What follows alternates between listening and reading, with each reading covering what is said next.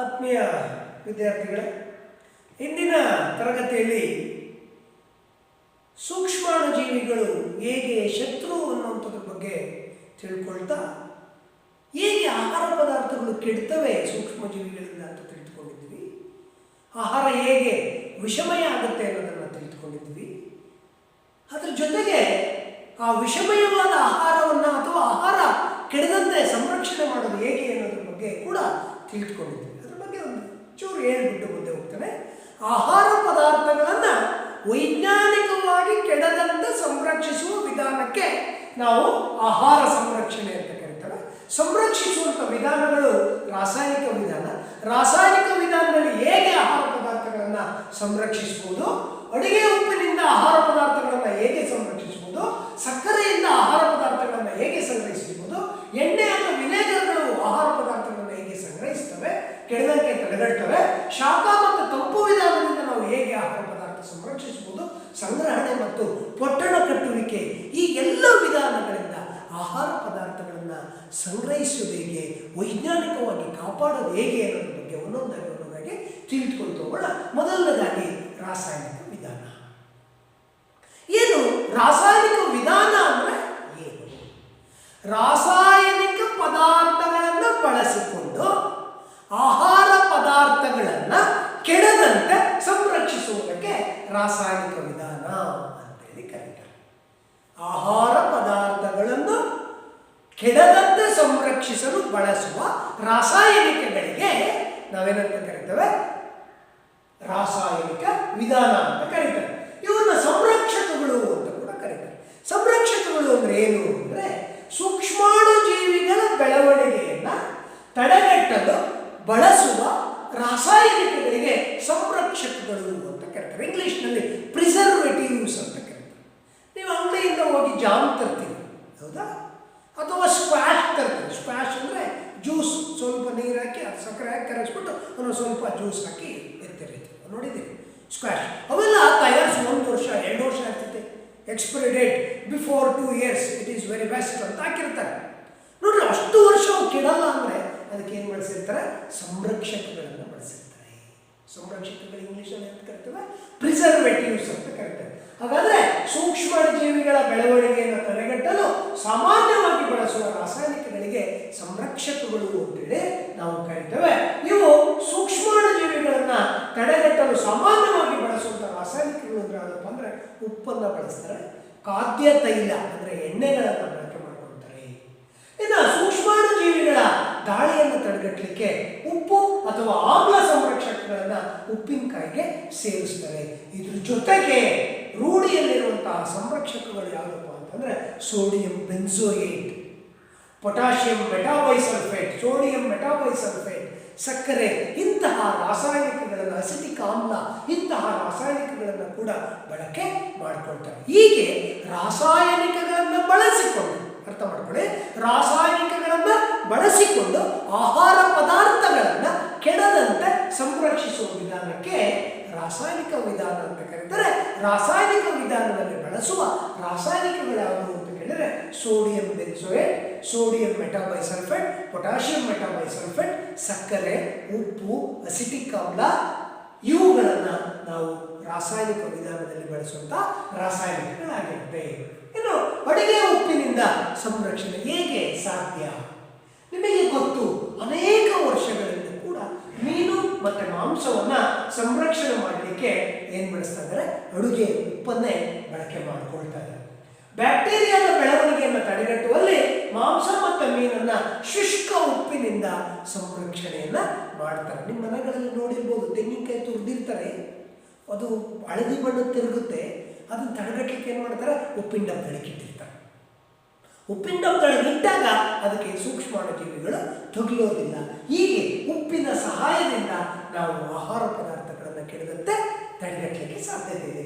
ನೆಲ್ಲಿಕಾಯಿ, ಮಾವಿನಕಾಯಿ, ಹುಣಸೆಹಣ್ಣು, ಇಂಥವುಗಳನ್ನು ಸಂರಕ್ಷಿಸಲಿಕ್ಕೆ ಕೂಡ ಉಪ್ಪನ್ನು ಬಳಸ್ತಾರೆ. ಹಾಗಾದರೆ ಉಪ್ಪು ಆಹಾರ ಪದಾರ್ಥಗಳನ್ನು ಕೆಡದಂತೆ ಸಂರಕ್ಷಿಸುವಲ್ಲಿ ಪ್ರಮುಖ ಪಾತ್ರವನ್ನು ವಹಿಸ್ತದೆ. ನೆಕ್ಸ್ಟ್ ಸಕ್ಕರೆ.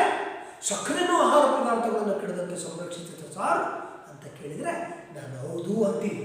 ಏಕೆಂದರೆ ಸಕ್ಕರೆಯು ತೇವಾಂಶದ ಪ್ರಮಾಣವನ್ನು ಮೂಲಕ ಆಹಾರ ಪದಾರ್ಥಗಳನ್ನು ಹಾಳು ಮಾಡುವ ಬ್ಯಾಕ್ಟೀರಿಯಾದ ಬೆಳವಣಿಗೆಯನ್ನು ತಡೆಗಟ್ಟುತ್ತೆ. ಏನು ತೇವಾಂಶ ಇದೆ, ಹ್ಯುಮಿಡಿಟಿ ಇದೆ, ಆ ಹ್ಯುಮಿಡಿಟಿಯನ್ನು, ತೇವಾಂಶವನ್ನು ಕಡಿಮೆ ಮಾಡುವಲ್ಲಿ ಸಕ್ಕರೆ ಪ್ರಮುಖ ಪಾತ್ರವನ್ನು ವಹಿಸುತ್ತೆ. ಎಲ್ಲಿ ಹ್ಯುಮಿಡಿಟಿ ಕಡಿಮೆ ಇರುತ್ತೋ ಅಲ್ಲಿ ಸೂಕ್ಷ್ಮಾಣುಜೀವಿಗಳ ಬೆಳವಣಿಗೆ ಕೂಡ ಕಡಿಮೆ ಇರುತ್ತೆ. ಹಾಗಾಗಿ ತೇವಾಂಶದ ಪ್ರಮಾಣವನ್ನು ಕಡಿಮೆ ಮಾಡೋದ್ರ ಮೂಲಕ ಸಕ್ಕರೆ ಆಹಾರ ಪದಾರ್ಥಗಳನ್ನು ಕೆಡದಂತೆ ಸಂರಕ್ಷಿಸುತ್ತೆ. ಬೇಕರಿಗಳಲ್ಲಿ ಸ್ವೀಟ್ ಮಾಡಿ ತಿಂಗಳಾನುಗಟ್ಟಲೆ ಇಡ್ತಾರೆ. ಯಾಕೆ ಕೆಡಲ್ಲ? ಕೆಡದೇ ಇರೋದಕ್ಕೆ ಕಾರಣ ಅಲ್ಲಿರುವಂಥ ಸಕ್ಕರೆ ಅಂಶ. ಜಾಮು, ಜೆಲ್ಲಿ, ಹಣ್ಣಿನ ರಸ ಮತ್ತು ಅನೇಕ ಸಿಹಿ ತಿನಿಸುಗಳು ಕೆಡದಂತೆ ತಡೆಗಟ್ಟುವಲ್ಲಿ ಸಕ್ಕರೆ ಪ್ರಮುಖ ಪಾತ್ರವನ್ನು ವಹಿಸ್ತಾ ಇದೆ.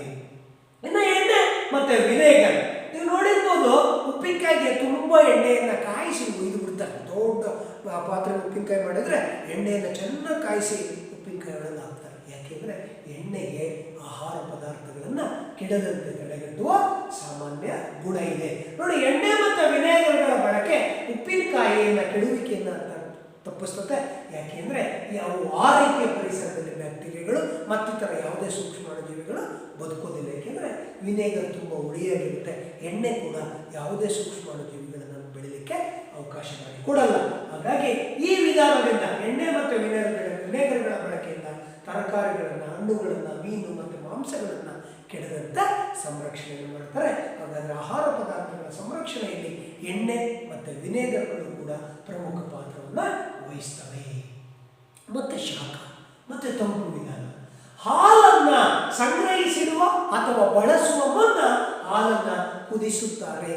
ಏಕೆಂದರೆ ಹಾಲನ್ನು ಕುದಿಸೋದ್ರಿಂದ ಅದರಲ್ಲಿರುವ ಅನೇಕ ಹಾನಿಕಾರಕ ಸೂಕ್ಷ್ಮಾಣುಜೀವಿಗಳು ನಾಶ ಆಗ್ತವೆ. ನೋಡಿರ್ಬೋದು, ನಿಮ್ಮ ಮನೆಗಳಲ್ಲಿ ಹಾಲನ್ನು ಕಾಯಿಸಿ ಅದನ್ನು ತಂಪಾಗಿಡ್ತಾರೆ. ಯಾಕೆ ಕಾಯಿಸ್ತಾರೆ? ಕಾಯಿಸಿದಾಗ ಹಾಲಿನಲ್ಲಿರುವಂತಹ ಹಾನಿಕಾರಕ ಸೂಕ್ಷ್ಮಜೀವಿಗಳು ಸತ್ತೋಗ್ತವೆ. ಆಗ ಹಾಲು ಕೆಡುವುದಿಲ್ಲ. ನಾನು ಆಗಲೇ ಒಂದು ಎಕ್ಸಾಂಪಲ್ ಕೊಟ್ಟೆ. ನಿಮ್ಮಮ್ಮ ಕೆಲಸಕ್ಕೆ ಹೋಗಿ ಸಂಜೆ ಬಂದು ಅಡುಗೆ ಮಾಡ್ಲಿಕ್ಕೆ ಬೇಜಾರು ಅಂತೇಳಿ ಜಾಸ್ತಿ ಸಾಂಬಾರು ಮಾಡಿರ್ತಾರೆ. ನಿಮಗೆ ಕಾಯಿಸಕ್ಕೆ ಹೇಳಿರ್ತಾರೆ, ಆದರೆ ನೀವು ಮರೆತು ಬಿಡ್ತೀರಿ, ಸಂಜೆ ಕೆಟ್ಟೋಗ್ತೀವಿ. ಅದೇ ನೀವು ಕುದಿಸಿದ್ರೆ ಏನಾಗ್ತಿತ್ತು? ನೀವು ಆ ಸಾಂಬಾರನ್ನು ಕಾಯಿಸಿದ್ದೆ ಆದರೆ ಆ ಸಾಂಬಾರಿನಲ್ಲಿ ಇರುವಂತಹ ಹಾನಿಕಾರಕ ಸೂಕ್ಷ್ಮಾಣುಜೀವಿಗಳೆಲ್ಲ ಏನಾಗ್ತಿತ್ತು? ಸತ್ತೋಗ್ತಿತ್ತು. ಆಹಾರ ಪದಾರ್ಥಗಳು ಕೆಡಲಿಲ್ಲ. ಅಲ್ಲಿ ಏನು ಕೊಟ್ರಿ ನೀವು ಕಾಯಿಸಕ್ಕೆ? ಶಾಖವನ್ನು ಕೊಟ್ರಿ. ಶಾಖ ಆಹಾರ ಪದಾರ್ಥಗಳು ಕೆಡಲಿಕ್ಕೆ ಕಾರಣವಾದ ಸೂಕ್ಷ್ಮಜೀವಿಗಳನ್ನು ನಾಶ ಮಾಡುತ್ತೆ. ಹಾಗೆಯೇ ತಂಪು. ನಿಮ್ಮ ಮನೆಗಳೆಲ್ಲ ಶೀತಕಗಳನ್ನ ಇಟ್ಕೊಂಡಿದ್ದೀರಿ. ಶೀತಕಗಳು ಅಂದ್ರೇನು? ರೆಫ್ರಿಜರೇಟರ್ಸ್ ಅಂತೇಳಿ ನಾವು ಕರೀತೇವೆ. ರೆಫ್ರಿಜರೇಟರ್ಗಳಂದ್ರೆ ಏನು? ಶೀತಕಗಳು ಅಂತೇಳಿ ಕನ್ನಡದಲ್ಲಿ ಕರೀತೇವೆ. ಶೀತಕ ಸಂಗ್ರಹಣೆ ಅಂತ ಕರೀತಾರೆ. ಅದರೊಳಗಿಟ್ಟರೆ ಶೀತಕ ಸಂಗ್ರಹಣೆ ಅಂದ್ರೆ ಏನು? 6ರಿಂದ 8 ಡಿಗ್ರಿ ಸೆಲ್ಸಿಯಸ್ ತಂಪು ಹವಾಮಾನದಲ್ಲಿ ಆಹಾರ ಪದಾರ್ಥಗಳನ್ನು ಕೆಡದಂತೆ ಸಂರಕ್ಷಿಸಿಡುವುದಕ್ಕೆ ಶೀತಕ ಸಂಗ್ರಹಣೆ ಅಂತೇಳಿ ಕರೀತಾರೆ. ಆಹಾರವನ್ನು ರೆಫ್ರಿಜರೇಟರ್ಗಳಲ್ಲಿ ಇಡ್ತವೆ. ಯಾಕೆ ಅಂದರೆ ಅದರಲ್ಲಿ 5ರಿಂದ 8 ಅಥವಾ 5ರಿಂದ 6 ತಂಪು ಹವಾಮಾನ ಇರೋದ್ರಿಂದ ಸೂಕ್ಷ್ಮಾಣುಜೀವಿಗಳಲ್ಲಿ ಆಕ್ಟಿವ್ ಆಗಿರೋಕ್ಕೆ ಸಾಧ್ಯ ಇಲ್ಲ. ಹಾಗಾಗಿ ಫ್ರಿಜ್ ಒಳಗಡೆ ಆಹಾರ ಪದಾರ್ಥಗಳು ಯಾಕೆ ಕೆಡಲ್ಲ ಅಂದರೆ ನಿಮಗೊಂದು ಪ್ರಶ್ನೆಗೆ ಉತ್ತರ ಸಿಕ್ತು. ಫ್ರಿಜ್ಜಲ್ಲಿ ಹಾಕ್ಸೋ ಆಹಾರ ಕೆಡಲ್ಲ ಅಂದರೆ ಯಾಕೆಂದರೆ ಅಲ್ಲಿ 5ರಿಂದ 6 ಡಿಗ್ರಿ ಸೆಲ್ಸಿಯಸ್ ತಂಪು ಹವಾಮಾನ ಇರುತ್ತೆ. ಆ ತಂಪು ಹವಾಮಾನದಲ್ಲಿ ಯಾವುದೇ ಸೂಕ್ಷ್ಮಾಣುಜೀವಿಗಳು ಬೆಳವಣಿಗೆ ಆಗಲ್ಲ, ಆಕ್ಟಿವ್ ಆಗಿ ಇರಲ್ಲ. ಹಾಗಾಗಿ ಆಹಾರ ಪದಾರ್ಥಗಳು ಕೆಡೋದಿಲ್ಲ. ಹಾಗೆ ತಂಪು ಹವಾಮಾನ ಕಿಣ್ಣುಗಳ ಚಟುವಟಿಕೆ ಕೂಡ ತಡೆಗಟ್ಟುತ್ತೆ, ನಿಧಾನಗೊಳಿಸುತ್ತೆ. ಹಾಗಾಗಿ ಶಾಖ ಮತ್ತು ತಂಪು ಇವುಗಳು ಕೂಡ ಆಹಾರ ಪದಾರ್ಥಗಳನ್ನು ಕೆಡದಂತೆ ಹೇಗೆ ಸಂರಕ್ಷಿಸ್ತವೆ ಅನ್ನೋದನ್ನು ನೀವೀಗ ತಿಳಿದುಕೊಂಡ್ರಿ. ಇನ್ನು ಶಾಖಕ್ಕೆ ಸಂಬಂಧಪಟ್ಟಂತೆ ಮತ್ತೊಂದು ಪ್ಯಾಶ್ಚರೀಕರಣ. ಇದು ಲೂಯಿ ಪ್ಯಾಶ್ಚರ್ ಕಂಡುಹಿಡಿದ್ರಿಂದ ಆತನ ಹೆಸರಿನ ನೆನಪಿಗಾಗಿ ಪ್ಯಾಶ್ಚರೀಕರಣ ಅಂತಲೇ ಇಟ್ಟಿದ್ದಾರೆ. ಏನು ಸಾರ್ ಪ್ಯಾಶ್ಚರೀಕರಣ ಅಂದರೆ? ಏನು ಸಾರ್ ಅಂತಂದರೆ ಹಾಲನ್ನು ಇಲ್ಲಿ ಕೊಟ್ಟಿದ್ದಾರೆ ನೋಡ್ರಿ. ಪ್ಯಾಶ್ಚರೀಕರಿಸಿದ ಹಾಲು ಹಾನಿಕಾರಕ ಸೂಕ್ಷ್ಮಜೀವಿಗಳಿಂದ ಮುಕ್ತವಾಗಿರುತ್ತೆ. ಅದನ್ನು ಕುದಿಸದೆ ಸೇವಿಸಬಹುದು. ಹಾಗಾದರೆ ಪ್ಯಾಶ್ಚರೀಕರಣ ಅಂದರೆ ಏನು ನೋಡಿ? ಅಲ್ಲಿ ಹೇಳ್ತಾ ಇದ್ದಾರೆ, ಪ್ಯಾಶ್ಚರೀಕರಣ ವಿಧಾನವನ್ನು ಆವಿಷ್ಕರಿಸಿದವರು ಲೂಯಿಸ್ ಪ್ಯಾಶ್ಚರ್. ಪ್ಯಾಶ್ಚರೀಕರಣ ಅಂದ್ರೇನು? ಹಾಲನ್ನು ಸುಮಾರು 30 ನಿಮಿಷಗಳ ಕಾಲ 60 ಡಿಗ್ರಿ ಸೆಲ್ಸಿಯಸ್ ಉಷ್ಣತೆಯಲ್ಲಿ ಕಾಯಿಸಿದಾಗ ಹಾಲಿನಲ್ಲಿರುವ ಎಲ್ಲ ಹಾನಿಕಾರಕ ಸೂಕ್ಷ್ಮಾಣುಜೀವಿಗಳು ನಾಶವಾಗಿ ಅದನ್ನು ಕೆಡದಂತೆ ಸಂರಕ್ಷಿಸಿರುವ ವಿಧಾನಕ್ಕೆ ಪ್ಯಾಶ್ಚರೀಕರಣ ಅಂತ ಕರೀತಾರೆ. ಅರ್ಥ ಆಯ್ತು ಅಂತ ಅನ್ಕೋತೀನಿ. ಅರ್ಥ ಮಾಡ್ಕೊಳ್ಳಿ. ಹಾಲನ್ನು ಸುಮಾರು 30 ನಿಮಿಷಗಳ ಕಾಲ 60 ಡಿಗ್ರಿ ಸೆಲ್ಸಿಯಸ್ ಉಷ್ಣತೆಯಲ್ಲಿ ಕುದಿಸದೆ ಅಲ್ಲ, ಕಾಯಿಸಿದಾಗ ಅದರಲ್ಲಿರುವ ಹಾನಿಕಾರಕ ಸೂಕ್ಷ್ಮಾಣುಜೀವಿಗಳೆಲ್ಲ ನಾಶವಾಗೋಗುತ್ತೆ. ಹೀಗೆ ಆಹಾರ ಪದಾರ್ಥಗಳನ್ನು, ಹಾಲನ್ನು ಸಂಗ್ರಹಿಸಿರುವುದಕ್ಕೆ ನಾವು ಪ್ಯಾಶ್ಚರೀಕರಣ ಅಂತ ಕರೀತೇವೆ. ಆಹಾರ ಪದಾರ್ಥಗಳನ್ನು, ಸೂಕ್ಷ್ಮಜೀವಿಗಳಿಂದ ಆಹಾರ ಪದಾರ್ಥಗಳಲ್ಲಿರುವ ಸೂಕ್ಷ್ಮಜೀವಿಗಳನ್ನು ನಾಶಪಡಿಸಲಿಕ್ಕೆ ನಿರ್ದಿಷ್ಟ ತಾಪಮಾನದವರೆಗೆ, ನಿರ್ದಿಷ್ಟ ಕಾಲದವರೆಗೆ ಕಾಯಿಸುವ ವಿಧಾನಕ್ಕೆ ಪ್ಯಾಶ್ಚರೀಕರಣ ಅಂತ ಕೂಡ ಕರೀತಾರೆ. ಉದಾಹರಣೆಗೆ ಹಾಲು, ವೈನ್, ಇನ್ನೂ ಮುಂತಾದ ಆಹಾರ ಪದಾರ್ಥಗಳನ್ನು ಈ ವಿಧಾನದಿಂದ ಕಾಯಿಸಿ ಇಡೋದ್ರ ಮೂಲಕ ಕೆಡದಂತೆ ಸಂರಕ್ಷಿಸಬಹುದು. ನೆನ್ಪಿಟ್ಕೊಳ್ಳಿ, ಪ್ಯಾಶ್ಚರೀಕರಿಸಿದ ಹಾಲಿದೆಯಲ್ಲ, ಇದು ಎಲ್ಲ ಹಾನಿಕಾರಕ ಸೂಕ್ಷ್ಮಾಣುಜೀವಿಗಳಿಂದ ಮುಕ್ತವಾಗಿರುತ್ತೆ ಎನ್ನುವಂಥದ್ರ ಮೂಲಕ ಗೊತ್ತಾಗುತ್ತೆ. ನೆನ್ಪಿಟ್ಕೊಳ್ಳಿ, ಇನ್ನೊಂದು, ಹಾಲನ್ನು ಕಾಯಿಸಿದಾಗ ಹಾನಿಕಾರಕ ಸೂಕ್ಷ್ಮಾಣುಜೀವಿಗಳೆಲ್ಲ ಸತ್ತು ಹೋಗುತ್ತೆ. ಆದರೆ ಎಪ್ಪಿಗೆ ಕಾರಣವಾದ ಸೂಕ್ಷ್ಮಾಣುಜೀವಿಗಳು ಸಾಯೋದಿಲ್ಲ. ಯಾವುದು ಎಪ್ಪಿಗೆ ಕಾರಣವಾದ ಸೂಕ್ಷ್ಮಜೀವಿ? ಲ್ಯಾಕ್ಟೋಬ್ಯಾಸಿಲಸ್ ಅನ್ನುವಂಥದ್ದು ಎಪ್ಪಿಗೆ ಕಾರಣವಾದ ಬ್ಯಾಕ್ಟೀರಿಯಾ. ಇವು ಸಾಯಲ್ಲ. ನೀವು 60 ಡಿಗ್ರಿ ಸೆಲ್ಸಿಯಸ್ ಉಷ್ಣತೆಯಲ್ಲಿ ಕಾಯಿಸಿದ್ರು ಕೂಡ ಸಾಯಲ್ಲ. ಹಾಗಾದ್ರೆ ನಾವು ಹೆಂಗೆ ಸಾಯಿಸಬೇಕು? ಹಾಲನ್ನು ಕಾಯಿಸಿದ ನಂತರ ಶೀತಲ ಸ್ಥಿತಿಯಲ್ಲಿ ಇಟ್ಟುಬಿಡ್ಬೇಕು. ಅಂದರೆ ತಂಪು ವಾತಾವರಣದಲ್ಲಿ ಇಟ್ಟರೆ ಎಪ್ಪಿಗೆ ಕಾರಣವಾದ ಬ್ಯಾಕ್ಟೀರಿಯಾಗಳು ಕೂಡ ಸಾಯ್ತವೆ. ಹಾಗಾಗಿ ಕಾಯಿಸಿದ ಹಾಲನ್ನು ಶೀತಲ ಸ್ಥಿತಿಯಲ್ಲೇ ಇಡಬೇಕು. ಈ ವಿಧಾನಕ್ಕೆ ನಾವು ಪ್ಯಾಶ್ಚರೀಕರಣ, ಲೂಯಿ ಪ್ಯಾಶ್ಚರ್ ಇದನ್ನು ಕಂಡುಹಿಡಿದಿದ್ದರಿಂದ ಇದನ್ನು ಪ್ಯಾಶ್ಚರೀಕರಣ ಅಂತ ಕರೀತಾರೆ. ಮತ್ತೊಂದು ಸಂಗ್ರಹಣೆ ಮತ್ತು ಪೊಟ್ಟಣ ಕಟ್ಟುವಿಕೆ. ಸಂಗ್ರಹಣೆ ಮಾಡುವಂಥದ್ದು. ಸಂಗ್ರಹಣೆ ಅಂದರೆ ಏನು? ಸೂಕ್ಷ್ಮಜೀವಿಗಳ ದಾಳಿಯನ್ನು ತಪ್ಪಿಸುವ ಸಲುವಾಗಿ ಇತ್ತೀಚಿನ ದಿನಗಳಲ್ಲಿ ಒಣ ಹಣ್ಣುಗಳನ್ನು, ತರಕಾರಿಗಳನ್ನು ಕೂಡ ನಾವು ಗಾಳಿಯಾಡದಂತೆ ಮೋಹರು ಮಾಡಿದ ಪೊಟ್ಟಣಗಳಲ್ಲಿ ಮಾರ್ತಾ ಇದ್ದೀವಿ. ಹಾಗಾಗಿ ಅದಕ್ಕೆ ಸಂಗ್ರಹಣೆ, ಪೊಟ್ಟಣ ಕಟ್ಟುವಿಕೆ ಅಂತೇಳಿ ನಾವು ಕರಿತೇವೆ. ಇವುಗಳಲ್ಲೇ ನೋಡಿ, ನೀವು ಯಾವುದೋ ಒಂದು ಕುರ್ಕುರೆ ಅಂತ ಹೊತ್ಕೊತೀರಿ, ಏನು ಮಾಡ್ತಾರೆ, ಅದರೊಳಗೆ ಗ್ಯಾಸ್ ತುಂಬಿರ್ತಾರೆ, ಹೊಡೆದ್ಕೊಳ್ಳೆ ಟಪ್ ಅಂತ ಸೌಂಡ್ ಬರುತ್ತೆ. ಅದು ಪೊಟ್ಟಣ ಕಟ್ಟುವಿಕೆ. ಏನು ಮಾಡಿದ್ದಾರೆ? ಅದರೊಳಗಡೆ ನೈಟ್ರೋಜನ್ ಅನಿಲವನ್ನು ಹಾಯಿಸಿದ್ದಾರೆ. ಯಾಕೆ ನೈಟ್ರೋಜನ್ ಅನಿಲವನ್ನು ಹಾಯಿಸಿದ್ರು?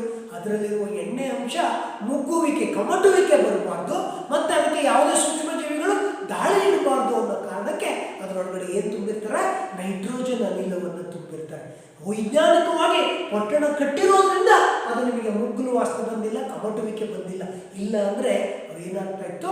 ಹಾಳಾಗಿರ್ತಾ ಇತ್ತು. ಅದನ್ನು ಸೇವನೆ ಮಾಡಿದರೆ ನಿಮ್ಮ ಆರೋಗ್ಯದ ಮೇಲೆ ಕೆಟ್ಟ ಪರಿಣಾಮ ಬೀರ್ತಾ ಇತ್ತು. ಈಗಲೂ ಕೂಡ ಹೆಚ್ಚು ದಿವಸಗಳವರೆಗೆ ಎಕ್ಸ್ಪೈರಿ ಡೇಟ್ ಆದರೂ ಮೇಲೆ ಕೂಡ ನೀವು ಅವುಗಳನ್ನು ಬಳಸಿದ್ದೆ ಆದರೆ ಇವತ್ತು ಕೂಡ ನಿಮ್ಮ ಆಹಾರದ ಮೇಲೆ, ದೇಹದ ಮೇಲೆ ಅವುಗಳು ಕೆಟ್ಟ ಪರಿಣಾಮವನ್ನು ಬೀರ್ತವೆ. ಹೀಗೆ ಇಂತಹ ವಿಧಾನಗಳನ್ನು ಬಳಸಿಕೊಂಡು ಆಹಾರ ಪದಾರ್ಥಗಳನ್ನು ವೈಜ್ಞಾನಿಕವಾಗಿ ನಾವೇನು ಮಾಡ್ಬೋದು? ಸಂಗ್ರಹಣೆ ಮಾಡ್ಬೋದು. ಇಷ್ಟೆಲ್ಲ ವಿಧಾನಗಳಲ್ಲದೆ ಶೀತಕ ಸಂಗ್ರಹಣೆ. ಆಗಲೇ ಹೇಳಿದೆ ನಾನು, ಶೀತಕ ಸಂಗ್ರಹಣೆ ಅಂದ್ರೆ ಏನು? ಆಹಾರ ಪದಾರ್ಥಗಳನ್ನು 5 ರಿಂದ 6 ಡಿಗ್ರಿ ಸೆಲ್ಸಿಯಸ್ ತಂಪು ಹವಾಮಾನದಲ್ಲಿ ಕೆಡದಂತೆ ಸಂರಕ್ಷಿಸಿರುವುದಕ್ಕೆ ಶೀತಕ ಸಂಗ್ರಹಣೆ ಅಂತೇಳಿ ಕರೀತಾರೆ. ಫ್ರಿಡ್ಜ್ ಒಳಗಿಟ್ಟು ನೀವು ಆಹಾರ ಪದಾರ್ಥಗಳನ್ನು ಕೆಡದಂತೆ ಸಂರಕ್ಷಿಸಿದ್ದೀರಿ ಅಂದರೆ ಅದೇ ಶೀತಕ ಸಂಗ್ರಹಣೆ. ಅರ್ಥ ಮಾಡ್ಕೊಳ್ಳಿ. ಫ್ರಿಡ್ಜಲ್ಲಿ ಯಾಕೆ ಕೆಡಲ್ಲ ಅಂದರೆ 5 ರಿಂದ 6 ಡಿಗ್ರಿ ಸೆಲ್ಸಿಯಸ್ ತಂಪು ಹವಾಮಾನದಲ್ಲಿ ಆಹಾರ ಪದಾರ್ಥಗಳನ್ನು ಸಂಗ್ರಹಿಸಿರೋದ್ರಿಂದ ಅದಕ್ಕೆ ಶೀತಕ ಸಂಗ್ರಹಣೆ ಅಂತ ಕರೀತಾರೆ. ಇನ್ನೊಂದು ಘನೀಕರಿಸುವಿಕೆ ಇದೆ. ಘನೀಕರಿಸುವಿಕೆ ಅಂದರೆ 0 ಡಿಗ್ರಿ ಸೆಲ್ಸಿಯಸ್ಗಿಂತ ಕಡಿಮೆ ತಂಪು ಹವಾಮಾನದಲ್ಲಿ ಆಹಾರ ಪದಾರ್ಥಗಳನ್ನು ಸಂಗ್ರಹಿಸಿರೋದಕ್ಕೆ ಘನೀಕರಿಸುವಿಕೆ ಅಂತ ಕರೀತಾರೆ.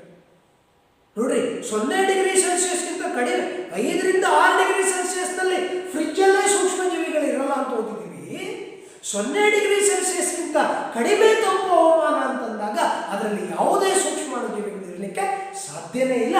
ಈ ಘನೀಕರಿಸುವಿಕೆ ವಿಧಾನದಿಂದ ಗುಲಾಬಿ ಹೂಗಳನ್ನು, ಮಾಂಸವನ್ನು, ಮೀನನ್ನು, ಅನೇಕ ಆಹಾರ ಪದಾರ್ಥಗಳನ್ನು ದೂರದ ಪ್ರದೇಶಗಳಿಗೆ ರಫ್ತು ಮಾಡಲಿಕ್ಕೆ ಈ ಘನೀಕರಿಸುವಿಕೆ ವಿಧಾನವನ್ನು ಬಳಕೆ ಮಾಡಿಕೊಳ್ತಾರೆ. ಇನ್ನೊಂದು ಹೊದಿಕೆ ಅಥವಾ ಲೇಪನ ವಿಧಾನ. ಇದರಲ್ಲಿ ಹೊದಿಕೆ ಅಥವಾ ಲೇಪನ ವಿಧಾನ ನೀವು ನೋಡಿದಿರಿ. ಇವತ್ತು ಸೇಬು ಹಣ್ಣನ್ನು ತನ್ನಿ ನಿಮ್ಮ ಮನೆಗೆ, ಅಮೇರಿಕನ್ ಸೇಬು ಅಂತ ಇದೆಯಲ್ಲ, ತಂದು ಒಂದು ಬ್ಲೇಡ್ ತಗೊಂಡು ಸುಮ್ಮನೆ ಅದ್ರ ಮೇಲೆ ಏನು ಸಿಗುತ್ತೆ? ಮೇಣದಂಥ ವಸ್ತು ಸಿಗುತ್ತೆ. ಅದನ್ನು ತೆಗೆದಾಕಿ ತಿನ್ನಬೇಕು. ನೆನ್ಪಿಟ್ಕೊಳ್ಳಿ, ತೆಗೆದಾಕಿ ತಿನ್ನಬೇಕು. ಅಥವಾ ಸಿಪ್ಪೆಯನ್ನು ತೆಗೆದಾಕಿ ಸೇಬು ಹಣ್ಣನ್ನು ತಿನ್ನಿ. ಸಿಪ್ಪೆ ಆರೋಗ್ಯಕ್ಕೆ ಒಳ್ಳೆಯದು. ಆದರೆ ಅದರ ಮೇಲೆ ಶಿಲೀಂಧ್ರ ನಾಶಕಗಳನ್ನು ಸೇರಿಸಿರುವಂತಹ ಹೊದಿಕೆಯನ್ನು ಲೇಪನ ಮಾಡಿರ್ತಾರೆ. ಅದರ ಸಮೇತ ತಿಂದರೆ ನಿಮ್ಮ ದೇಹಕ್ಕೆ ವಿಷಕಾರಿ ವಸ್ತುಗಳು ಸೇರುತ್ತವೆ. ಹಾಗಾಗಿ ಸೇಬು ಹಣ್ಣನ್ನು ತಿನ್ನೋಕ್ಕಿಂತ ಮುಂಚೆ ಚಾಕುನಲ್ಲಿ ಅದರ ಮೇಲೆ ಈ ರೀತಿ ಶೇಪ್ ಹಂಗೆ ಎಳಿತಾ ಹೋದರೆ ಸಾಕಷ್ಟು ಪ್ರಮಾಣದಲ್ಲಿ ಮೇಣದಂಥ ವಸ್ತು ಸಿಗುತ್ತೆ. ಯಾಕೆ? ಅವು ಬೇಗ ಕೆಡಬಾರ್ದು ಅಂತೇಳಿ ಹೊದಿಕೆ ಅಥವಾ ಲೇಪನ ವಿಧಾನವನ್ನು ಬಳಕೆ ಮಾಡಿರ್ತಾರೆ. ನೋಡ್ರಿ, ಮೇಲೆ ಗಟ್ಟಿ ಇರ್ತವೆ ವಸ್ತು, ಒಳಗೆ ಒಳಗಡೆ ಇಷ್ಟ ಅಗ್ಲ ಕೆಟ್ಟೆ ಹೋಗಿರ್ತಾರೆ. ನೋಡಿದ್ದೀರಿ ನೀವು? ನೋಡ್ರಿ, ಹೊದಿಕೆ ಮತ್ತು ಲೇಪನ ವಿಧಾನ ಒಳಗಡೆ ಕೆಟ್ಟಿರುತ್ತೆ, ಆದರೆ ಹೊರಗಡೆ ನೋಡಲಿಕ್ಕೆ ಚೆನ್ನಾಗಿರುತ್ತೆ. ಹೊದಿಕೆ ಅಥವಾ ಲೇಪನ ವಿಧಾನವನ್ನು ಬಳಕೆ ಮಾಡ್ಕೊಳ್ತಾರೆ. ಇನ್ನೊಂದು ವಿಕಿರಣ ವಿಧಾನ. ವಿಕಿರಣ ವಿಧಾನದಲ್ಲಿ ಏನು ಮಾಡ್ತಾರೆ ಅಂದರೆ ಕೆಲವು ಆಹಾರ ಪದಾರ್ಥಗಳನ್ನು ಒಂದು ಪೆಟ್ಟಿಗೆಯಲ್ಲಿ ವೈಜ್ಞಾನಿಕವಾಗಿ ತುಂಬಿ ಅದಕ್ಕೆ ಗಾಮಾ ವಿಕಿರಣಗಳನ್ನು ಹಾಯಿಸ್ತಾರೆ. ಈ ರೀತಿ ಗಾಮಾ ವಿಕಿರಣಗಳನ್ನು ಹಾಯಿಸಿದಾಗ ಅದರಲ್ಲಿರುವ ಎಲ್ಲ ಹಾನಿಕಾರಕ ಸೂಕ್ಷ್ಮಾಣುಜೀವಿಗಳು ನಾಶವಾಗಿ ಹೋಗ್ತವೆ. ಹಾಗಾಗಿ ಈ ವಿಧಾನದಲ್ಲಿ ಕೂಡ ಆಹಾರ ಪದಾರ್ಥಗಳು ಕೆಡೋದಿಲ್ಲ. ಈ ವಿಕಿರಣ ವಿಧಾನ ಅತ್ಯಂತ ಉಪಯುಕ್ತವಾದ ವಿಧಾನ ಆದರೂ ಕೂಡ ಜನಪ್ರಿಯ ಆಗಿಲ್ಲ. ಏಕೆಂದರೆ ಅದರ ಮೇಲೆ ಹಾಯಿಸುವಂತಹ ವಿಕಿರಣಗಳ ಬಗ್ಗೆ ಜನರಿಗೆ ಭಯ ಇರೋದ್ರಿಂದ ಈ ವಿಧಾನ ಇನ್ನೂ ಯಶಸ್ವಿ ಆಗಿಲ್ಲ. ಹೀಗೆ ಏನು ತಿಳ್ಕೊಂಡ್ರೆ ಹಿಂದೆ ಆ ವಿಧಾನಗಳ ಜೊತೆಗೆ ಶೀತಕ ಸಂಗ್ರಹಣೆ, ಘನೀಕರಿಸೋದಕ್ಕೆ ಹೊದಿಕೆ ಅಥವಾ ಲೇಪನ ವಿಧಾನ ಮತ್ತು ವಿಕಿರಣ ವಿಧಾನ, ಇವುಗಳು ಕೂಡ ಆಹಾರ ಪದಾರ್ಥಗಳನ್ನು ಬೇಗ ಕೆಡದಂತೆ ಸಂಗ್ರಹಿಸಿಡುವಂತಹ ವೈಜ್ಞಾನಿಕ ವಿಧಾನಗಳಾಗಿವೆ. ಈ ಹೊದಿಕೆ ಮತ್ತು ಲೇಪನ ವಿಧಾನಗಳು ಹೊಟ್ಟೆ ಮೇಲೆ ಎಣ್ಣೆ ಸವರಕ್ಕಿರ್ತಾರೆ ನೋಡಿ, ಬೇಗ ಕೆಡಬಾರ್ದು ಅಂತ. ಅದರಲ್ಲೂ ಕೂಡ ಇದೊಂದು ಉದಾಹರಣೆ ಆಗಿರುತ್ತೆ. ಈ ವಿಧಾನಗಳಿಂದ ಕೂಡ ಆಹಾರ ಪದಾರ್ಥಗಳನ್ನು ಕೆಡದಂತೆ ನಾವು ಸಂಗ್ರಹಿಸಲಿಕ್ಕೆ ಸಾಧ್ಯ ಆಗುತ್ತೆ. ಇನ್ನು ಈಗ ಮತ್ತೆ ಸೂಕ್ಷ್ಮಾಣುಜೀವಿಗಳ ಉಪಯುಕ್ತತೆ ಬಗ್ಗೆ ನಾವು ಮತ್ತಷ್ಟು ಮಾಹಿತಿ ನಮಗೆ ಈಗ ಸಿಗುತ್ತೆ. ನೋಡಿ, ಸೂಕ್ಷ್ಮಾಣುಜೀವಿಗಳು ಮಾನವನಿಗೆ ಮಿತ್ರ ಅನ್ನೋದ್ರ ಬಗ್ಗೆ ತಿಳಿದುಕೊಂಡ್ರಿ, ಹೌದಾ? ಆಮೇಲೆ ಶತ್ರು ತಿಳಿದುಕೊಂಡ್ರಿ. ಆಹಾರ ಪದಾರ್ಥಗಳು ಕೆಟ್ಟರೆ ಏನಾಗುತ್ತೆ, ಕೆಡದಂತೆ ಹೇಗೆ ಸಂಗ್ರಹಿಸಿಡ್ಬೋದು ಅಂತ ತಿಳ್ಕೊಂಡ್ರಿ. ಮತ್ತೊಮ್ಮೆ ಸೂಕ್ಷ್ಮಾಣುಜೀವಿಗಳಿಂದ ಉಪಯೋಗಗಳನ್ನು ನಾವು ತಿಳಿದುಕೊಳ್ತಾ ಇದ್ದೀವಿ. ಇದಕ್ಕೆ ನೈಟ್ರೋಜನ್ ಸ್ಥಿರೀಕರಣ. ಏನು ನೈಟ್ರೋಜನ್ ಸ್ಥಿರೀಕರಣ ಅಂದರೆ ಏನು? ನಿನ್ನೆ ನಾನೊಂದು ಪಾಯಿಂಟ್ ಹೇಳಿದೆ. ಏನು ಹೇಳಿದೆ? ವಾತಾವರಣದಲ್ಲಿ ಸಾರಜನಕ ಅನಿಲ ರೂಪದಲ್ಲಿ ಅಥವಾ ಅಣು ರೂಪದಲ್ಲಿರುತ್ತೆ ಅಂತ ಹೇಳಿದೆ. ಅಣು ರೂಪದಲ್ಲಿರುವ ಸಾರಜನಕವನ್ನು ಸಸ್ಯಗಳು ನೇರವಾಗಿ ಹೀರಿಕೊಳ್ಳಲಿಕ್ಕೆ ಆಗೋದಿಲ್ಲ. ಆದರೆ ಸಸ್ಯಗಳಿಗೆ ಸಾರಜನಕ ಬೇಕೇ ಬೇಕು. ಸಸ್ಯಗಳಿಗೆ ಸಾರಜನಕ ಅತಿ ಅವಶ್ಯಕವಾಗಿ ಬೇಕು. ಆದರೆ ಅದು ಅಣು ರೂಪದಲ್ಲಿರೋದ್ರಿಂದ ನೇರವಾಗಿ ಹೀರಿಕೊಳ್ಳಲಿಕ್ಕೆ ಸಾಧ್ಯ ಇಲ್ಲ.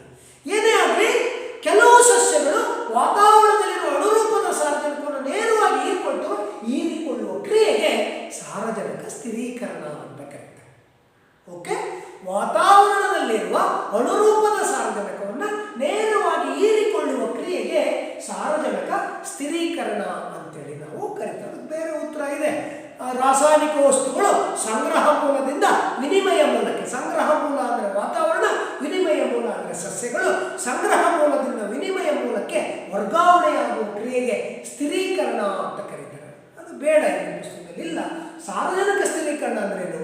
ವಾತಾವರಣದಲ್ಲಿರುವ ಅಣುರೂಪದ ಸಾರಜನಕವನ್ನು ನೇರವಾಗಿ ಹೀರಿಕೊಳ್ಳುವ ಕ್ರಿಯೆಗೆ ಸಾರಜನಕ ಸ್ಥಿರೀಕರಣ ಅಂತೇಳಿ ನಾವು ಕರೀತೇವೆ. ಯಾರು ಹೀರಿಕೊಳ್ತಾರೆ? ಲೆಗ್ಯೂಮ್ ಜಾತಿಯ ಸಸ್ಯಗಳು. ಯಾವುದು ಲೆಗ್ಯೂಮ್ ಜಾತಿಯ ಸಸ್ಯಗಳು? ಬೀನ್ಸ್, ಶೇಂಗಾ ಗಿಡ, ಅವರೆ, ಇವೆಲ್ಲವೂ ದ್ವಿದಳ ಧಾನ್ಯಗಳು ಅಂತ ಏನು ಕರಿತೀರಿ, ಅವೆಲ್ಲವೂ ಏನು ಲೆಗ್ಯೂಮ್ ಜಾತಿಯ ಸಸ್ಯಗಳಾಗಿರ್ತವೆ. ಆ ಲೆಗ್ಯೂಮ್ ಜಾತಿಯ ಸಸ್ಯಗಳ ನೋಡಿ ಬೇರನ್ನು ನಿಮಗೆ ಕೊಟ್ಟಿದ್ದಾರೆ. ಆ ಬೇರುಗಳಲ್ಲಿ ಏನು ಕಾಣ್ತದೆ ನಮಗೆ? ಗಂಟುಗಳು ಕಾಣ್ತಾ ಇದ್ದಾವೆ. ಲೆಗ್ಯೂಮ್ ಜಾತಿಯ ಸಸ್ಯಗಳ ಬೇರುಗಳಲ್ಲಿ ಗಂಟುಗಳಿರ್ತವೆ. ಆ ಗಂಟುಗಳಲ್ಲಿ ಬಹಳ ಉಪಯುಕ್ತವಾಗಿರುವಂಥ ಒಂದು ಬ್ಯಾಕ್ಟೀರಿಯಾ ಇರುತ್ತೆ. ಏನಿರುತ್ತೆ? ಬ್ಯಾಕ್ಟೀರಿಯಾ ಇರುತ್ತೆ. ಅದರ ಹೆಸರೇನು? ರೈಸೋಬಿಯಂ. ರೈಬೋಜಿಯಂ ಅಲ್ಲ, ರೈಸೋಬಿಯಂ ಎಂಬಂತಹ ಬ್ಯಾಕ್ಟೀರಿಯಾ ಇರುತ್ತೆ. ನೆನಪಿಟ್ಕೊಳ್ಳಿ, ಲೆಗ್ಯೂಮ್ ಜಾತಿಯ ಸಸ್ಯಗಳ ಬೇರುಗಳ ಗಂಟುಗಳಲ್ಲಿರುವ ಉಪಯುಕ್ತ ಬ್ಯಾಕ್ಟೀರಿಯಾ ಯಾವುದು? Rhizobium bacteria. ಇದು ಕೇವಲ ಲೆಗ್ಯೂಮ್ ಜಾತಿಯ ಸಸ್ಯಗಳು ಅಷ್ಟೇ ಅಲ್ಲ, ಇನ್ನೊಂದು ವರ್ಗದ ಸಸ್ಯಗಳಿದೆ, ಜಿಂಕುಗೋ ಜಾತಿಯ ಸಸ್ಯಗಳು ಅಂತೇಳಿ ಕರೀತವೆ. ಆ ಜಿಂಕುಗೋ ಜಾತಿಯ ಸಸ್ಯಗಳ ಬೇರುಗಳ ಗಂಟುಗಳಲ್ಲಿ ಕೂಡ ಈ ರೈಸೋಬಿಯಂ ಬ್ಯಾಕ್ಟೀರಿಯಾ ಇರುತ್ತೆ. ಈ ಬ್ಯಾಕ್ಟೀರಿಯಾ ಏನು ಮಾಡುತ್ತೆ? ಈ ರೈಸೋಬಿಯಂ ಬ್ಯಾಕ್ಟೀರಿಯಾ ಏನು ಮಾಡುತ್ತೆ ಅಂದರೆ ಇದು ಒಂದು ರೀತಿ ಸಹಜೀವನವನ್ನು ನಡೆಸ್ತಾ ಇದೆ. ಸಹಜೀವನ ಅಂದರೆ ಏನು ಅಂತ ನೀವು ಕೇಳಿದರೆ, ಎರಡು ಬೇರೆ ಬೇರೆ ಪ್ರಭೇದದ ಜೀವಿಗಳು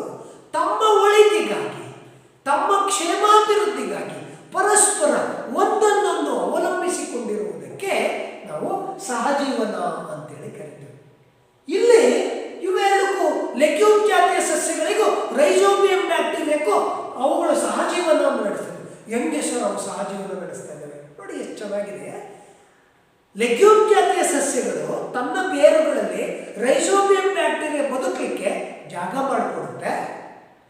ರೈಸೋಬಿಯಂ ಬ್ಯಾಕ್ಟೀರಿಯಾ ವಾತಾವರಣದಲ್ಲಿರುವ ಅಣುರೂಪದ ಒಂದು ಸಾರಜನಕವನ್ನು ಹೀರಿಕೊಂಡು ಸಸ್ಯಕ್ಕೆ ಕೊಡುತ್ತೆ. ಇದರಿಂದ ಏನಾಯಿತು, ರೈಸೋಬಿಯಂ ಬ್ಯಾಕ್ಟೀರಿಯಾಕ್ಕೆ ಜೀವನ ಮಾಡಲಿಕ್ಕೆ ಜಾಗ ಸಿಕ್ತು. ಆ ಜಾಗ ಕೊಟ್ಟಿದ್ದಕ್ಕೋಸ್ಕರ ಸಸ್ಯಗಳಿಗೆ ಏನು ಸಿಕ್ತು, ಸಾರಜನಕ ಸಿಕ್ತು. ಹೀಗೆ ಅವೆರಡೂ ಕೂಡ ಸಹಜೀವನವನ್ನು ನಡೆಸ್ತಾ ಇದ್ದಾವೆ. ಈ ರೈಸೋಬಿಯಂ ಬ್ಯಾಕ್ಟೀರಿಯಾಗಳು ವಾತಾವರಣದಲ್ಲಿರುವ ಅಣುರೂಪದ ಸಾರಜನಕವನ್ನು ನೇರವಾಗಿ ಹೀರಿಕೊಂಡು ಮಣ್ಣಿಗೆ ಮತ್ತು ಸಸ್ಯಗಳಿಗೆ ಕೊಡ್ತಾ ಇದ್ದಾವೆ. ಮಣ್ಣಿಗೆ ಕೊಡೋದ್ರಿಂದ ಮಣ್ಣಿನ ಫಲವತ್ತತೆ ಹೆಚ್ಚಾಗುತ್ತೆ, ಸಸ್ಯಗಳಿಗೆ ಕೊಡೋದ್ರಿಂದ ಸಸ್ಯಗಳ ಇಳುವರಿ ಹೆಚ್ಚಾಗುತ್ತೆ. ಹಾಗಾಗಿ ಹೇಳೋದು, ಒಮ್ಮೆ ಒಂದು ಭೂಮಿಯಲ್ಲಿ ಏಕದಳ ಸಸ್ಯಗಳನ್ನು ಬೆಳೆದ ನಂತರ ದ್ವಿದಳ ಸಸ್ಯಗಳನ್ನು ಬೆಳೆಯಿರಿ ಅಂತ. ಏಕೆ, ಏಕದಳ ಸಸ್ಯಗಳು ಏನು ಮಾಡ್ತವೆ, ಮಣ್ಣಿನಲ್ಲಿರುವ ಎಲ್ಲ ಸಾರಜನಕವನ್ನು ಬಳಸ್ಕೊಂಡು ಬಿಟ್ಟಿರ್ತವೆ. ಅದನ್ನು ತದನಂತರ ಈ ದ್ವಿದಳ ಸಸ್ಯಗಳನ್ನು ಬೆಳೆಸಿದಾಗ ಅಲ್ಲಿ ಖರ್ಚಾಗಿದ್ದಂಥ ಸಾರಜನಕವನ್ನು ಏನು ಮಾಡ್ತವೆ, ದ್ವಿದಳ ಸಸ್ಯಗಳು ಮರುಪೂರೈಕೆ ಮಾಡೋದ್ರಿಂದ ಮಣ್ಣಿನ ಫಲವತ್ತತೆ ಪುನಃ ಹೆಚ್ಚಾಗುತ್ತೆ. ಅರ್ಥ ಮಾಡ್ಕೊಳ್ಳಿ, ಲೆಗ್ಯೂಮ್ ಜಾತಿಯ ಸಸ್ಯಗಳ ಬೇರುಗಳ ಗಂಟುಗಳಲ್ಲಿರುವ ಬ್ಯಾಕ್ಟೀರಿಯಾ ರೈಸೋಬಿಯಂ. ಈ ರೈಸೋಬಿಯಂ ವಾತಾವರಣದಲ್ಲಿರುವ ಅಣುರೂಪದ ಸಾರಜನಕವನ್ನು ನೇರವಾಗಿ ಹೀರಿಕೊಂಡು ಸಸ್ಯಗಳಿಗೆ ಕೊಡುತ್ತೆ. ಇದರಿಂದ ಮಣ್ಣಿನ ಫಲವತ್ತತೆ ಹೆಚ್ಚಾಗುತ್ತೆ, ಬೆಳೆ ಇಳುವರಿ ಕೂಡ ಹೆಚ್ಚಾಗುತ್ತೆ. ಇಲ್ಲಿ ನಾವು ತಿಳಿದುಕೊಳ್ತಾ ಇರೋದು ಸಾರಜನಕ ಚಕ್ರ. ಈ ಪಾಠದ ಒಂದು ಅಂತಿಮ ಹಂತಕ್ಕೆ ನಾವು ಬಂದಿದ್ದೇವೆ. ಸಾರಜನಕ ಚಕ್ರ ಅಂದರೆ ಏನು? ಈ ವಾತಾವರಣದಲ್ಲಿ ಸಾರಜನಕ ಏನಾಗ್ತಾ ಇದೆ, ಚಕ್ರೀಯವಾಗಿ ಚಲಿಸ್ತಾ ಇದೆ.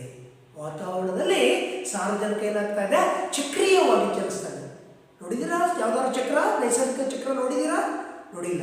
ಹೇಳ ಒಂದು ಎಕ್ಸಾಂಪಲ್ ನೋಡಿ. ಕೆರೆ ಇದೆ, ಕೆರೆಯಿಂದ ನೀರೇನಾಯ್ತು, ಆವಿ ಆಯಿತು. ಆವಿಯಾಗಿ ಏನಾಯ್ತು, ಮೋಡ ಆಯಿತು. ಮೋಡದ ಸಾಂದ್ರತೆ ಹೆಚ್ಚಾಗಿ ಏನು ಬಂತು, ಮಳೆ ಬಂತು. ಮಳೆ ಬಂದು ಕೆರೆ ತುಂಬಿತು. ಕೆರೆ ನೀರು ಆವಿ ಆಯಿತು, ಆವಿಯಾಗಿ ಮೋಡ ಆಯಿತು. ಮೋಡ ಆಗಿ ಮಳೆ ಬಂತು, ಮಳೆ ಬಂದು ಕೆರೆ ತುಂಬಿತು. ನೀರು ಆವಿ ಆಯಿತು, ಮೋಡ ಆಯಿತು, ಮಳೆ ಬಂತು, ಕೆರೆ ತುಂಬಿತು. ನೋಡ್ರಿ, ಇದೇನಿದು ಚಕ್ರ.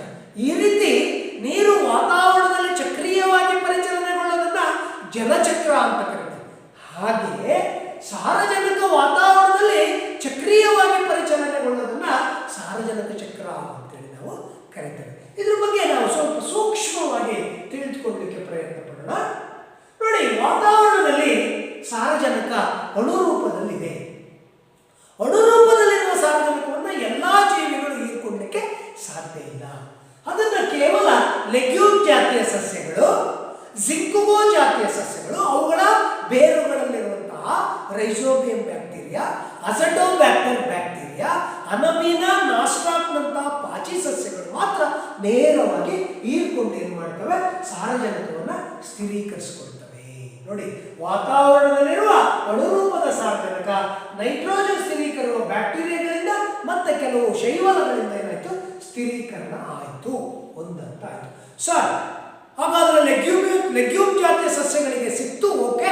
ಉಳಿದ ಜಾತಿಯ ಸಸ್ಯಗಳಿಗೆ ಸಾರಜನಕ ಬೇಕಲ್ಲ, ಅವು ಹೇಗೆ ಪಡ್ಕೊಳ್ತವೆ ಸರ್? ಅವುಗಳಿಗೂ ಸಾರಜನಕ ಸಿಗುತ್ತೆ. ಹೇಗೆ ಅಂದರೆ ಅಲ್ಲಿ ಏನಾಗುತ್ತೆ ನೋಡಿ, ಕೆಲವು ಸಂದರ್ಭದಲ್ಲಿ ವಾತಾವರಣದಲ್ಲಿ ಸಾರಜನಕ ಅಣುರೂಪದಲ್ಲಿರುತ್ತೆ. ಆಗ ಮೋಡ, ಮಿಂಚು, ಗುಡುಗು ಬರುತ್ತೆ. ಆ ಮಿಂಚು ಬಂದಂಥ ಸಂದರ್ಭದಲ್ಲಿ ವಾತಾವರಣದಲ್ಲಿರುವ ಸಾರಜನಕ ಏನಾಗುತ್ತೆ, ಗಾಳಿಯಲ್ಲಿನ ಆಮ್ಲಜನಕದೊಂದಿಗೆ ವರ್ತಿಸ್ಬಿಟ್ಟು ಸಾರಜನಕದ ಆಕ್ಸೈಡ್ ಆಗುತ್ತೆ. ಯಾವಾಗ ಮಿಂಚು ಬರುತ್ತೆ, ಮಿಂಚಿನಿಂದ ವಾತಾವರಣದಲ್ಲಿರುವ ಸಾರಜನಕ ಏನಾಯಿತು, ಸಾರಜನಕದ ಆಕ್ಸೈಡ್ ಆಯಿತು. ಆ ಸಾರಜನಕದ ಆಕ್ಸೈಡ್ ಏನಾಯಿತು, ಮಳೆಯ ನೀರಿನಲ್ಲಿ ಕರಗಿತು.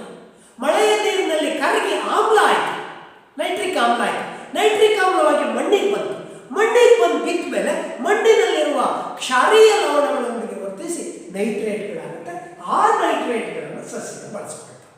ನೋಡಿ, ಲೆಗ್ಯೂಮ್ ಜಾತಿಯ ಸಸ್ಯಗಳನ್ನು ಹೊರತುಪಡಿಸಿ ಉಳಿದ ಸಸ್ಯಗಳು ಹೇಗೆ ಸಾರಜನಕ ಸ್ಥಿರೀಕರಣ ಮಾಡ್ತವೆ ಅಂತ ಗೊತ್ತಾಯ್ತು. ಹೇಗೆ, ಮಿಂಚು ಬಂದಂತಹ ಸಂದರ್ಭದಲ್ಲಿ ವಾತಾವರಣದಲ್ಲಿರುವಂತಹ ಸಾರಜನಕ ಆಮ್ಲಜನಕದೊಂದಿಗೆ ವರ್ತಿಸಿ ನೈಟ್ರೋಜನ್ ಆಕ್ಸೈಡ್ ಆಯಿತು. ನೈಟ್ರೋಜನ್ ಆಕ್ಸೈಡ್ ಮಳೆಯ ನೀರಿನಲ್ಲಿ ಕರಗಿ ಏನಾಯಿತು, ನೈಟ್ರಿಕ್ ಆಮ್ಲವಾಗಿ ಭೂಮಿಗೆ ಬಿತ್ತು. ಮಣ್ಣಿನಲ್ಲಿರುವ ಕ್ಷಾರೀಯ ಲವಣಗಳೊಂದಿಗೆ ವರ್ತಿಸಿ ನೈಟ್ರಿಕ್ ಆಮ್ಲ ಏನಾಯಿತು, ನೈಟ್ರೇಟ್ ಆಯಿತು. ಆ ನೈಟ್ರೇಟನ್ನು ಉಳಿದ ಸಸ್ಯಗಳು ಬಳಸ್ಕೊಳ್ತವೆ. ಈಗ ಲೆಗ್ಯೂಮ್ ಜಾತಿಯ ಸಸ್ಯಗಳು ಹೀರ್ಕೊಳ್ತು, ಉಳಿದ ಜಾತಿಯ ಸಸ್ಯಗಳು ಹೀರ್ಕೊಂಡು ಸ್ಥಿರೀಕರಣ ಮಾಡಿಕೊಳ್ತು. ಇಲ್ಲಿ ಇವೆಲ್ಲವುಗಳನ್ನು ಕೂಡ ಏನು ಮಾಡ್ತವೆ, ಮಣ್ಣಿನಲ್ಲಿ ಸಾರ್ವಜನಿಕ ಸಂಯುಕ್ತಗಳು ಬಂತು. ಲೆಗ್ಯೂಮ್ ಜಾತಿಯ ಸಸ್ಯಗಳಿಂದ ಮಣ್ಣಿಗೆ ಬಂತು, ಮತ್ತೆ ಬೇರೆ ರೀತಿಯ ಕ್ರಿಯೆಯಿಂದ ಕೂಡ ಮಣ್ಣಿನಲ್ಲಿ ಸಾರ್ವಜನಿಕ ಸಂಯುಕ್ತಗಳು ಬಂತು. ಆ ಸಾರ್ವಜನಿಕ ಸಂಯುಕ್ತಗಳನ್ನ ಯಾರು ಹೀರ್ಕೊಂಡ್ರು, ಸಸ್ಯಗಳನ್ನ ಹೀರ್ಕೊಳ್ತು. ಸಸ್ಯಗಳು ಪ್ರೋಟೀನ್ ತಯಾರಿಕೆಗೆ ಸಾರ್ವಜನಿಕವನ್ನು ಬಳಕೆ ಮಾಡಿಕೊಳ್ತು. ಆ ಸಸ್ಯಗಳನ್ನು ಯಾರು ತಿಂದರು, ಪ್ರಾಣಿಗಳು ತಿಂದರು. ಆಹಾರದ ಮೂಲಕ ಸಸ್ಯಗಳಿಂದ ಎಲ್ಲಿಗೋಯ್ತು ಸಾರ್ವಜನಿಕ, ಪ್ರೋಟೀನ್ ರೂಪದಲ್ಲಿ ಎಲ್ಲಿಗೋಯ್ತು, ಪ್ರಾಣಿಗಳಿಗೋಯ್ತು. ಸಸ್ಯಗಳು ತ್ಯಾಜ್ಯ ವಸ್ತುಗಳನ್ನು ವಿಸರ್ಜನೆ ಮಾಡ್ತವೆ, ಪ್ರಾಣಿಗಳು ತ್ಯಾಜ್ಯ ವಸ್ತುಗಳನ್ನು ವಿಸರ್ಜನೆ ಮಾಡ್ತವೆ. ಸಸ್ಯಗಳು ಒಂದಲ್ಲ ಒಂದು ದಿವಸ ಸಾಯ್ತವೆ, ಪ್ರಾಣಿಗಳು ಕೂಡ ಒಂದಲ್ಲ ಒಂದು ದಿವಸ ಸಾಯ್ತವೆ. ಸತ್ತಾಗ ಅವುಗಳ ತ್ಯಾಜ್ಯ ವಸ್ತುಗಳಲ್ಲಿ ಮತ್ತೆ ಅವುಗಳ ಸತ್ತ ದೇಹದಲ್ಲಿ ಏನಿತ್ತು, ಸಾರ್ವಜನಿಕ ಸಂಯುಕ್ತ ಇತ್ತು. ಅದು ಪುನಃ ಏನಾಯಿತು, ಮಣ್ಣಿಗೆ ಸೇರಿಕೊಳ್ತು. ಓಕೆ, ಇಲ್ಲಿ ಈ ಒಂದು ಮಣ್ಣಿನಲ್ಲಿರುವ ಸಾರ್ವಜನಿಕ ಸಂಯುಕ್ತ ಮತ್ತೆ ಸಸ್ಯಗಳಿರ್ಕೊಳ್ತು. ಆದರೆ ಕೆಲವೊಮ್ಮೆ ಸೂಡೋಮೋನಾಸ್ ಎಂಬ ಬ್ಯಾಕ್ಟೀರಿಯಾ ಏನು ಮಾಡುತ್ತೆ ಅಂದರೆ, ಮಣ್ಣಿನಲ್ಲಿರುವಂತಹ ಸಾರಜನಕ ಸಂಯುಕ್ತಗಳ ಒಂದು ಭಾಗವನ್ನು ಅನುರೂಪವಾಗಿ ಪರಿವರ್ತಿಸಿ ಏನು ಮಾಡ್ತವೆ, ವಾತಾವರಣಕ್ಕೆ ಹಿಂದಿರುಗಿಸ್ತವೆ. ಅರ್ಥ ಮಾಡ್ಕೊಳ್ಳಿ, ಮಣ್ಣಿನಲ್ಲಿರುವ ಸಾರಜನಕ ಸಂಯುಕ್ತದ ಒಂದು ಭಾಗವನ್ನು ಸೂಡೋಮೋನಾಸ್ ಎಂಬಂತಹ ಬ್ಯಾಕ್ಟೀರಿಯಾ ಏನು ಮಾಡುತ್ತೆ, ಅನುರೂಪವಾಗಿ ಪರಿವರ್ತಿಸಿ ಮತ್ತೆ ವಾತಾವರಣಕ್ಕೆ ಹಿಂದಿರುಗಿಸುತ್ತೆ. ವಾತಾವರಣದಿಂದ ಮತ್ತೆ ಈ ರೀತಿಯಾಗಿ ಸಾರಜನಕ ಏನಾಗುತ್ತೆ, ಚಕ್ರೀಯವಾಗಿ ಪರಿಚಲನೆಗೊಳ್ಳುತ್ತೆ. ಈ ರೀತಿ ವಾತಾವರಣದಲ್ಲಿ ಸಾರಜನಕ ಚಕ್ರೀಯವಾಗಿ ಪರಿಚಲನೆಗೊಳ್ಳೋದನ್ನೇ ನಾವು ಸಾರಜನಕ ಚಕ್ರ ಅಂತ ಕರೀತೇವೆ. ನೆನಪಿಟ್ಕೊಳ್ಳಿ, ಸಾರಜನಕ ಚಕ್ರದಲ್ಲಿ ಸೂಕ್ಷ್ಮಾಣು ಜೀವಿಗಳ ಪಾತ್ರ ಬಹಳ ಪ್ರಮುಖವಾಗಿತ್ತು. ಯಾವ್ಯಾವುದು ಸಾರಜನಕ ಚಕ್ರದಲ್ಲಿ ಎಷ್ಟೊಂದು ಸೂಕ್ಷ್ಮ ಜೀವಿಗಳು ಪಾಲ್ಗೊಳ್ತವೆ ನೋಡ್ರಿ. ಲೆಗ್ಯೂಮ್ ಜಾತಿಯ ಸಸ್ಯಗಳಲ್ಲಿ, ಸಸ್ಯಗಳ ಬೇರುಗಳಲ್ಲಿರುವಂಥ ರೈಜೋಬಿಯಂ ಬ್ಯಾಕ್ಟೀರಿಯಾ, ಮತ್ತೊಂದು ಅಜಟೋಬ್ಯಾಕ್ಟರ್ ಬ್ಯಾಕ್ಟೀರಿಯಾ, ನಾಸ್ಟಾಕು, ಅನಬೀನಾದಂತಹ ಸೂಕ್ಷ್ಮಾಣು ಜೀವಿಗಳು, ಪಾಚಿಯಂತಹ ಸಸ್ಯಗಳು, ಅಮೋನಿಫೈಯಿಂಗ್ ಬ್ಯಾಕ್ಟೀರಿಯಾಗಳು, ನೈಟ್ರೋಬ್ಯಾಕ್ಟರ್ ಬ್ಯಾಕ್ಟೀರಿಯಾ, ನೈಟ್ರೋಸೋಮೋನಾಸ್ ಬ್ಯಾಕ್ಟೀರಿಯಾ, ಸೂಡೋಮೋನಾಸ್ ಬ್ಯಾಕ್ಟೀರಿಯಾ. ನೋಡಿ, ಈ 9 ಬಗೆಯ ಸೂಕ್ಷ್ಮಾಣು ಜೀವಿಗಳು ಸಾರಜನಕ ಚಕ್ರದಲ್ಲಿ ಪಾಲ್ಗೊಳ್ಳೋದ್ರ ಮೂಲಕ ಇವತ್ತು ಪರಿಸರ ಸಮತೋಲನವನ್ನು ಕಾಪಾಡಿಕೊಳ್ಳಲಿಕ್ಕೆ ಇವತ್ತು ಇವುಗಳು ಪ್ರಮುಖ ಪಾತ್ರವನ್ನು ವಹಿಸ್ತದೆ. ಆದರೆ ಮಾನವ ಕೃತಕ ಸಾರ್ವಜನಿಕಯುಕ್ತ ರಾಸಾಯನಿಕ ಗೊಬ್ಬರಗಳನ್ನು ಬಳಕೆ ಮಾಡಿಕೊಳ್ಳೋದ್ರ ಮೂಲಕ ಈ ಒಂದು ಸಾರ್ವಜನಿಕ ಚಕ್ರದ ಅಸಮತೋಲನಕ್ಕೆ ಕೂಡ ಕಾರಣವಾಗಿದೆ. ನೆನಪಿಟ್ಕೊಳ್ಳಿ, ಎಷ್ಟು 9 ಬಗೆಯ ಸೂಕ್ಷ್ಮಾಣು ಜೀವಿಗಳು ಸಾರ್ವಜನಿಕ ಚಕ್ರದಲ್ಲಿ ಪಾಲ್ಗೊಳ್ತವೆ. ಇವತ್ತು ಅವು ನಮ್ಮ ಸಾರ್ವಜನಿಕ ಸಮತೋಲನ ಇರಲಿಕ್ಕೆ ಅವು ಪ್ರಯತ್ನ ಪಡ್ತಾ ಇದ್ದಾವೆ.